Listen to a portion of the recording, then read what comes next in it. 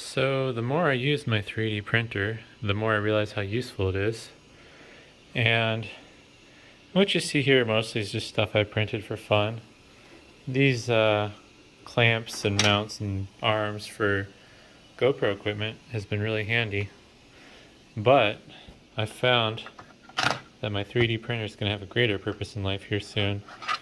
And I got a bunch of these Lenovo laptops, and they aren't always nice enough to put the caddy back in because, well, it's easier to take the drive and the caddy and just throw it away rather than take the caddy off the drive when companies recycle laptops. And I found an interesting model on Thingiverse that I'm going to give a shot here and see what happens.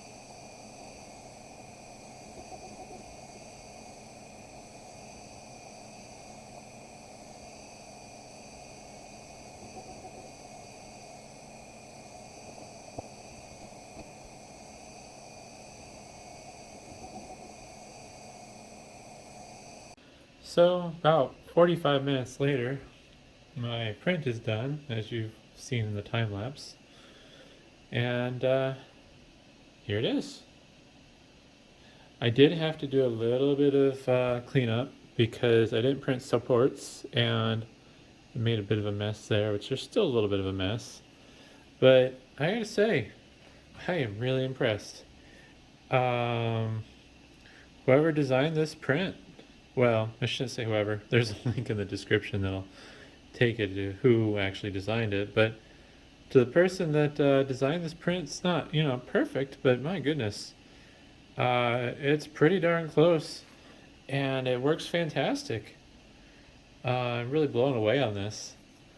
Like I said, it did require a little bit of cleanup. Some of that might be my printer's fault. I did print this, I believe, at 0.2 millimeter resolution, which probably won't be able to see the lines, but 0.2 millimeter resolution. I did 100% infill since, I think it added like 3 minutes to the print time, but like this is basically going to be solid plastic anyways. Camera don't want to focus. But yeah, so the dimensions are pretty much spot on, and the pegs actually fit in the holes better than the genuine Lenovo ones, because the genuine Lenovo ones have a little ridge to them, which does help them lock in better. But honestly, these pegs lock in fairly reasonable as it is. And yeah, I'm blown away. And the best part is, it fits. and and not only fits, but the other thing I was worried about was this tab being too thick. I don't have the screw on hand right now, but the tab on there is just right. The screw fit in, the thread's bit down and held in place. And honestly, at least with this Lenovo ThinkPad W540, if you didn't screw it down, it really wouldn't matter. And this is better than the alternative of just throwing the drive in there loosely, because This will support the thicker, I believe it's 9.5 millimeter laptop drives. As you can see, there's a bit of a gap. That's what these little supporting tabs are for. So you could, if you want to do it really crappy, you could put like some corrugated cardboard under the drive and then use some corrugated cardboard behind the drive to kind of keep it from backing out. But honestly, I don't think this cost me that much to print other than time. So, you know, having a 3D printer for your repair business is actually might be an essential tool. I can't imagine these bring much on eBay. Like, I'd be shocked without looking if one of these caddies costs more than $5, including shipping. But if your 3D printer is not doing anything important, uh, it might be just better to 3D print one because you don't have to wait for shipping. You don't have to carry them in stock if you need them. You just print one off as you need it, and there you go. So, yeah, it's kind of crazy. The more stuff I 3D print, um, the more I realize I should have bought a 3D printer a long time ago.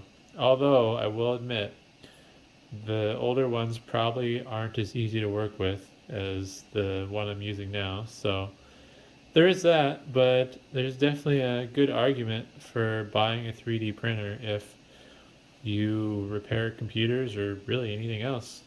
But hopefully that was interesting, and thanks for watching.